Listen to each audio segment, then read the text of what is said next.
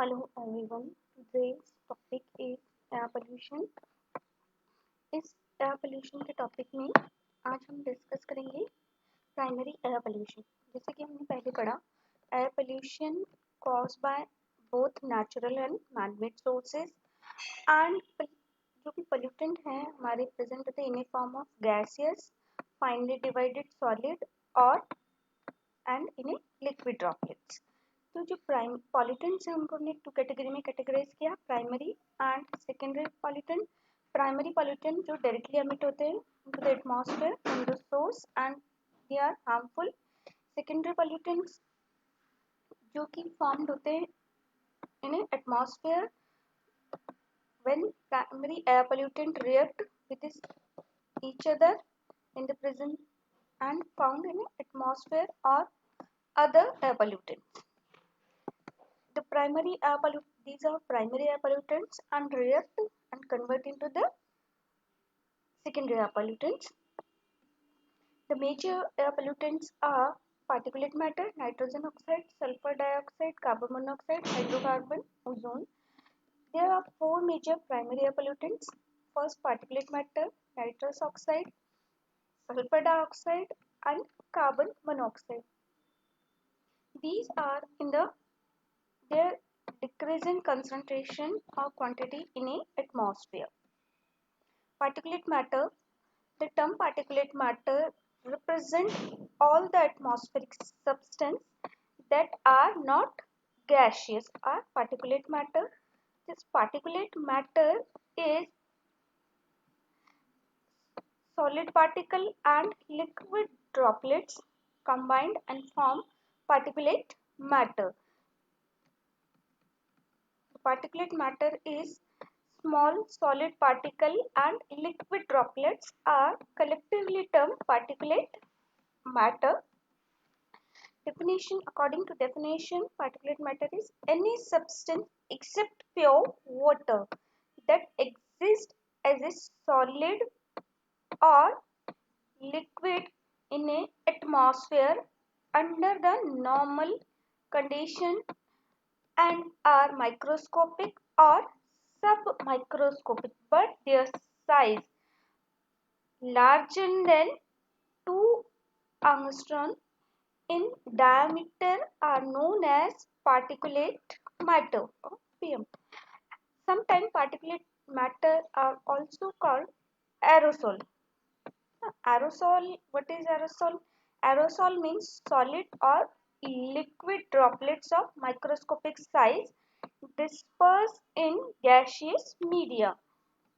Just like that कि aerosol is a colloidal system है in which dispersion phase is gas और जिसमें dispersion media है हमारा solid and liquid और ये form करते हैं हमारे colloidal system को। और particulate matter को हम aerosol कहते हैं when जब हमारे particles और particulate matter suspended होते हैं in a air. Particulate matter among atmospheric constituent particulate matter its unique complexity. Particulate matter source derived from natural and human made and natural activities. Significant portion of particulate matter source is generated from the variety of human activities like anthropogenic activities which emit particulate matter in atmosphere are agriculture operation, industrial process, combustion of fossil fuel and wood, construction and demolition activity, and entertainment of a road dust into the air. There are some natural sources also contribute overall particulate matter problem. These are wind blow dust. जब आंधी चलती है तो हमारी बहुत सारी धूल उड़ने लग जाती है. Salt spray it's found near to the coastal areas जहाँ पर salt हमारा स्प्रे के फॉर्म में एक पार्टिकल्स के फॉर्म में एयर के अंदर आ जाता है. देन वाइल्ड फायर, जंगलों में आग लगती है, उसकी वजह से बहुत सारा पार्टिकुलेट मैटर निकल जाता है. And volcanic eruptions. Life time very from few second to several month। ये हमारे वेरी करते हैं पार्टिकुलेट मैटर का टाइम, कुछ सेकंड से लेके बहुत लंबे टाइम तक बने रहते हैं।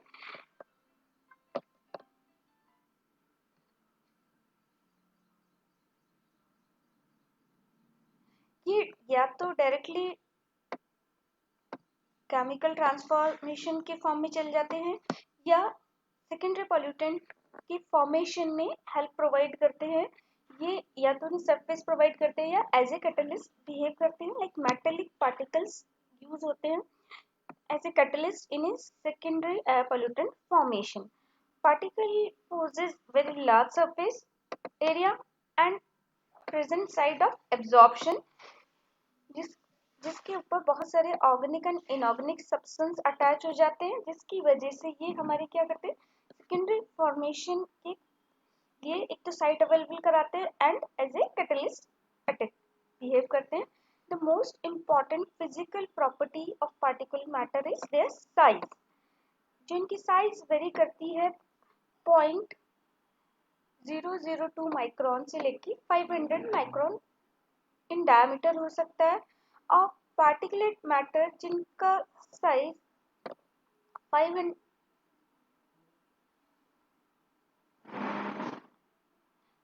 माइक्रोन से ज्यादा होता है उनको हम अपनी आई से देख सकते हैं, और जो छोटे होते हैं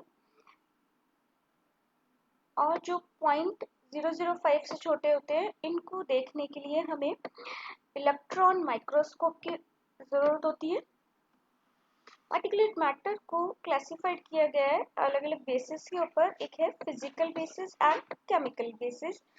पार्टिकुलेट मैटर को फिजिकल बेसिस पे टू टाइप से डिवाइड किया गया है, SPM suspended particulate matter and RPM respirable particulate matter. Suspended particulate matter जिनका साइज हमारा equal to or greater than 10 micron है। ये इतने बड़े होते हैं कि एयर के अंदर सस्पेंडेड रहते हैं, लेकिन इतने भी बड़े नहीं होते कि ये अंडर ग्रेविटी हमारे नीचे सेटल हो जाए, इसलिए सस्पेंडेड पार्टिकुलेट मैटर कहलाते हैं। और विद द टाइम ये धीरे धीरे अंडर ग्रेविटी नीचे सेटल हो जाते हैं। जैसे हमारे घरों में जो धूल होती है वो एयर में सस्पेंडेड रहती है और विद टाइम ये धीरे धीरे नीचे सेटल हो जाती है। सेकेंड है आरपीएम।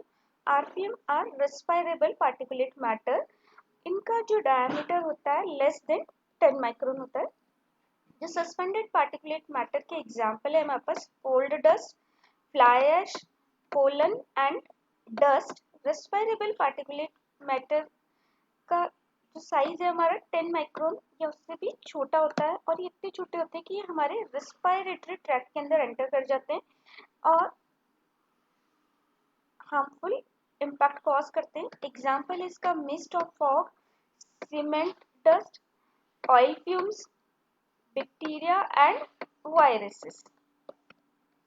तो पार्टिकुलेट मैटर है इनको केमिकली बेसिस पे क्लासिफाइड किया गया है। जो टू टाइप्स के हैं, इनऑर्गेनिक एंड ऑर्गेनिक। इनऑर्गेनिक के अंदर आती है हमारी dust particle. Dust basically mineral particle से बनी होती है।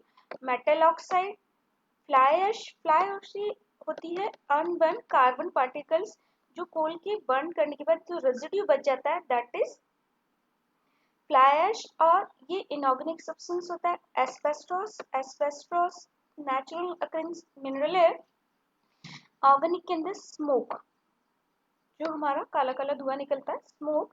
स्मोक बेसिकली हमारा अनबर्न कार्बन पार्टिकल्स है। Suit and fumes.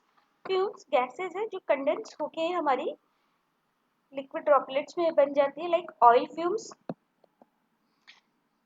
एस्बेस्टोस, जैसे हमने कहा एस्बेस्टोस नेचुरल अकरिंग मिनरल है और कंपोज करता है सॉफ्ट एंड फ्लेक्सिबल फाइबर, और बेसिकली ये रेजिस्टेंस होता है to heat and electricity and corrosion. इस एस्बेस्टोस का हम यूज करते हैं for the insulation process and fireproofing of the material. और एस्बेस्टोस जो इफेक्टिव इंसुलेटर है और इसको बहुत सारी जगह हम यूज करते हैं, फायर प्रूफ क्लॉथ बनाने में, पेपर में, सीमेंट में एंड प्लास्टिक में। और अदर मटेरियल उनको स्ट्रॉन्ग बनाने के अंदर एस्बेस्टॉस का यूज किया जाता है। बट एस्बेस्टॉस डस्ट अगर हम इनहेल कर ली जाए और या उसको खा लिया जाए तो जो मिनरल फाइबर्स हैं ये परमानेंटली ट्रैप हो जाते हैं हमारी बॉडी के अंदर, और एस्बेस्टॉस की इनहेलेशन की वजह से एक एग्रेसिव कैंसर मीजोथीलियोमा नोट किया गया by the asbestos exposure. It's a occupational health hazard, जो कि एस्बेस्टॉस की माइनिंग या उससे रिलेटेड वर्कर्स जो काम करते हैं उनके इनहेलेशन से ये डिजीज कॉज होती है, और ये form a cancer as well as progressive lung disease है। देन अदर pollutant is nitrogen oxide. Oxide of nitrogen is the second most abundant atmospheric contaminant in many cities. From air pollution standpoint, the most important nitrous oxide in atmosphere is nitric oxide (NO) and nitrogen dioxide. इन दोनों को collectively हम Knox कहते हैं। इसके अलावा बहुत सारे और नाइट्रोजन ऑक्साइड है, जिसमें हमारे नाइट्रस ऑक्साइड, ये nitric oxide, nitrogen die nitrogen dioxide, die nitrogen trioxide, nitrogen dioxide, die nitrogen tetroxide, die nitrogen pentoxide. Anthropogenic source of atmospheric nitrogen oxide include road transportation, जिसमें मोटर व्हीकल बहुत ज़्यादा role play करते हैं। It's largest contributor of nitrogen emission. Natural source में भी हमारे हैं जिनकी वजह से हमारे नाइट्रोजन ऑक्साइड एमिट होती है, mainly from the soil by the bacterial activity. जैसे कि हमने पहले पढ़ा था, नाइट्रोजन साइकिल में जो बैक्टीरिया होते हैं हमारे नाइट्रोजन को डिकम्पोज करते हैं और नाइट्रेट में कन्वर्ट कर देते हैं। नाइट्रोजन का जो फॉर्मेशन होता है वो होता है हमारा जो एटमॉस्फेरिक नाइट्रोजन है ऑक्सीजन के साथ कंबाइंड होती है और नाइट्रिक ऑक्साइड बनाती है, और ये नाइट्रिक ऑक्साइड फर्दर ऑक्सीडाइज होती है और नाइट्रोजन डाइऑक्साइड फॉर्म कर लेती है। हमारी जो नाइट्रोजन फॉर्मेशन हो रहा है, इसका सोर्स है, ये 3 टाइप का है: thermal, fuel and prompt NOx. जो हमारी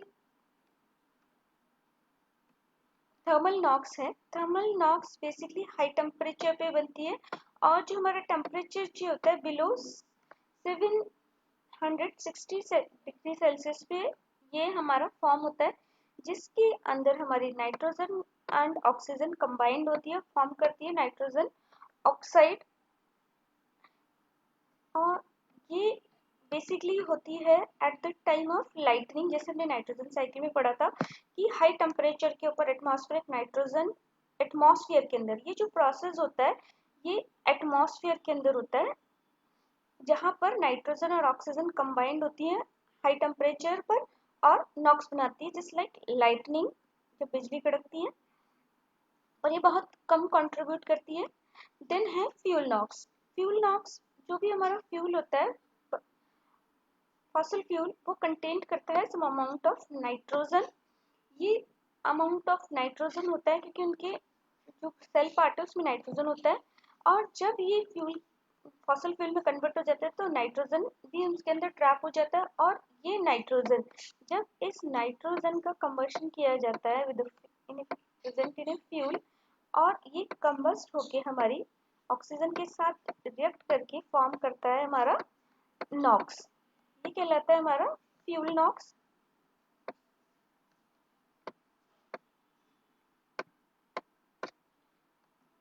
नेक्स्ट है प्रॉम्प्ट नॉक्स।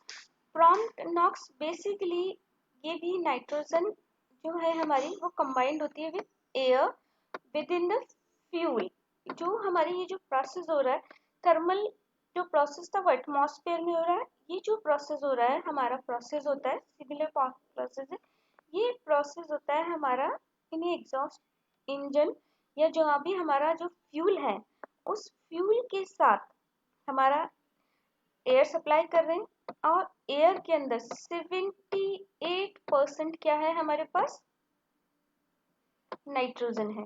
तो जब भी कंबशन के लिए हम एयर सप्लाई करते हैं तो ये एयर के साथ 78% नाइट्रोजन जाती है और ये 78% नाइट्रोजन हमारी फ्यूल नाइट्रोजन के साथ साथ ये भी 78% नाइट्रोजन ऑक्सीडाइज होती है और फॉर्म करती है हमारी नॉक्स। और इंजन के अंदर जो भी हमारा कंबशन इंजन है, इस इंजन के अंदर हमारी हाई टेम्परेचर प्रोवाइड हो जाता है। जैसे जैसे हम रन करते हैं मशीन को तो उसका टेम्परेचर बढ़ जाता है और जैसे जैसे टेम्परेचर बढ़ता है ये नॉक्स फॉर्मेशन हमारा इंक्रीज हो जाता है, क्योंकि जो हमारा एयर के थ्रू जो नाइट्रोजन आ रही है ये थर्मली नाइट्रोजन ऑक्सीजन के साथ कंबाइंड होती है और इसकी क्वांटिटी इंक्रीज कर देती है। जो मेजर नॉक्स प्रोड्यूस होती है हमारी by the automobile, that is prompt Knox.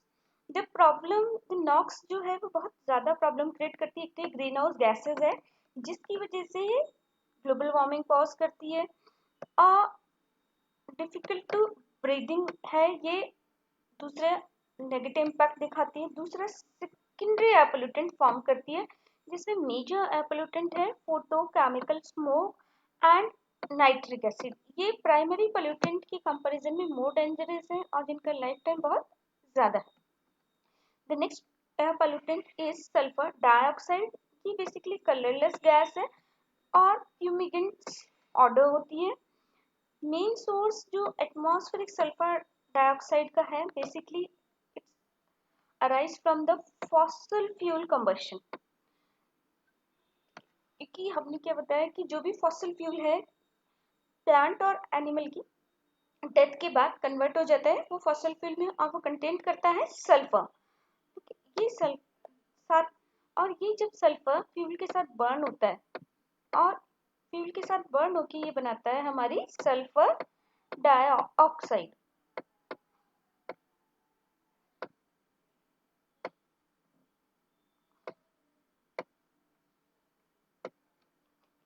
जिसमें सबसे ज्यादा जो सल्फर होता है वो होता है कोल के अंदर, फिर diesel and then petrol.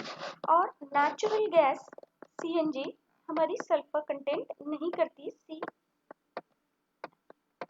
CNG है कंप्रेस नेचुरल गैस जो कंटेंट करती है ओनली मीथेन, इसीलिए यहाँ पर सल्फर एमिशन नहीं होता है जब हम सीएनजी का यूज करते हैं, क्योंकि इसमें सल्फर कंटेनिंग कंपाउंड प्रेजेंट नहीं होते। इसके अलावा फॉसिल फ्यूल कंबशन के अलावा अदर प्रोसेसेस जिनसे हमारी सल्फर डाइऑक्साइड एमिट होती है वो है metallurgical process of sulphur bearing ores.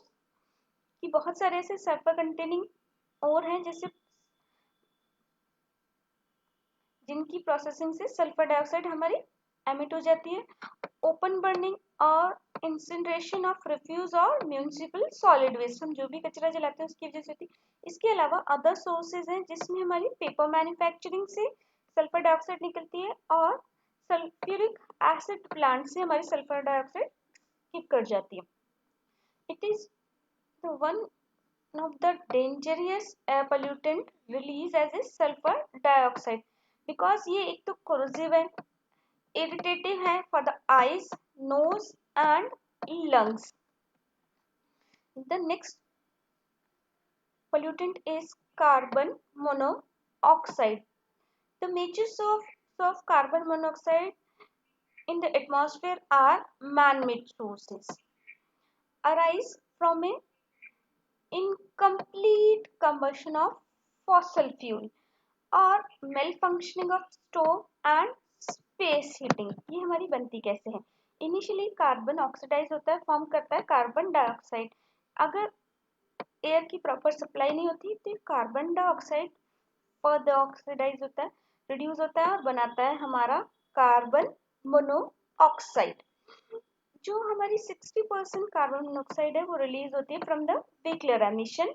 और इसके अलावा अदर नेचुरल सोर्सेज हैं और man-made sources like forest fire, burning of industrial waste and ये बहुत ज़्यादा हैजार्डस है ह्यूमन हेल्थ के लिए, क्योंकि जब कार्बन मोनोऑक्साइड इनहेल कर ली जाती है तो ये लंग्स में जाती है और डायरेक्टली डिफ्यूज रहते हैं इन द ब्लड, और ये ऑक्सीजन को डिस्प्लेस कर देती है बहुत ज़्यादा। इसकी एफिनिटी ऑक्सीजन के कंपैरेटिवली कार्बन मोनोऑक्साइड 200 टाइम ज़्यादा एफिशिएंटली कॉम्प्लेक्स फॉर्म करती है विद द हीमोग्लोबिन, और इसीलिए ये ऑक्सीजन को रिप्लेस कर देती है और खुद कंबाइंड हो जाती है हीमोग्लोबिन के साथ, और हीमोग्लोबिन के साथ कंबाइंड होके बनाती है carboxy haemoglobin.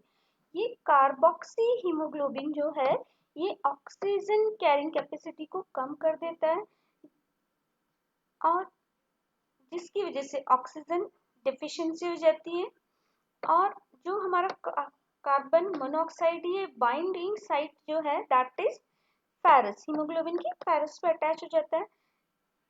It prevents supply of oxygen to the major body organs at very less concentration, and in a high concentration it cause death। बहुत कम concentration पे भी इसके impact आते हैं, exposure to और death तक हो जाती है। Exposure to carbon monoxide may lead to toxicity of the central nervous system। Directly impact करता है हमारे सेंट्रल नर्वस सिस्टम पे, इसलिए आपने देखा होगा लोग ये डायरेक्टली इम्पैक्ट करता है। और जब कार्बन मोनोऑक्साइड हमें सेंट्रल नर्वस सिस्टम पे इम्पैक्ट कर देती है तो हमें कुछ समझ में ही नहीं आता हमें क्या रिएक्ट करना है। इसके साथ साथ हार्ट के ऊपर इम्पैक्ट डालती है, severe effect on babies and pregnant woman, and basically low concentration पे ये कॉज करता है हमारा हार्ट। देन जैसे आपने यहाँ पर देखा हमने सिर्फ कार्बन मोनोऑक्साइड को ही एज ए पोल्यूटेंट कैटेगरी में हमने डाला है। Carbon dioxide is not a categorized as a air pollutant because it's played two major role। It's very important for the environment। It's played two major role। One is its use in photosynthesis,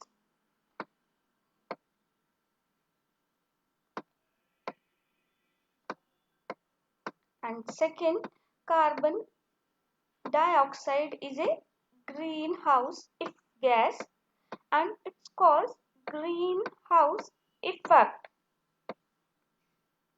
green house effect is a beneficial effect जिसको हम आगे बाद में पढ़ेंगे। Then next pollutant is volatile organic compound, जिन्हें हम VOCs भी कहते हैं। Volatile organic compounds are defined as a organic compounds which easily evaporate and then enter to the atmosphere, means जिनका melting point बहुत कम होता है। volatile organic compound includes saturated, unsaturated and other substitute hydrocarbons just like methane, benzene। volatile organic compounds may include wide range of organic air pollutant। इसमें pure hydrocarbon हो सकते हैं और partially oxidise हो सकते हैं। ये just like example methane. Methane basically anthropogenic source से एमिट होती है और ये एमिट होती है रूमिनेंट एनिमल से एंड राइस प्रोडक्शन से। इसके अलावा major anthropogenic source include solvents जो बेसिकली हम यूज करते हैं पेंट के अंदर, एडेसिव के अंदर एंड रोड ट्रांसपोर्टेशन, जिससे हमारी फॉर्मल्डिहाइड, बेंजीन, मीथेन हमारी रिलीज हो रही है। एंड प्रोडक्शन प्रोसेस जिसमें हम डिस्टिल प्रोडक्शन प्रोसेस है जिसमें रिफाइनरीज आ जाती है। जो हमारे वोलेटाइल ऑर्गेनिक कंपाउंड्स हैं डायरेक्टली टॉक्सिक इफेक्ट दिखाते हैं और साथ के साथ में ये सेकेंडरी पोल्यूटेंट फॉर्मेशन करते हैं जस्ट लाइक ओजोन गैस को प्रोड्यूस करते हैं।